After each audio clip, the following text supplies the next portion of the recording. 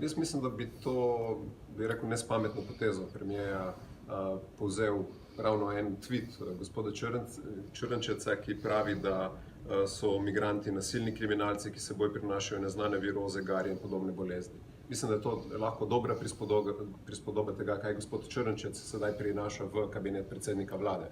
In glede na to, da se je gospod Šarec na nek način postavil tudi kot branik neke netoleriranja sovražnega govora, hujskaštva in podobnih fenomenov, mislim, da je pač ta poteza ravno nasprotje teh njegovih stališč. Tako da jaz tega resnično ne razumem.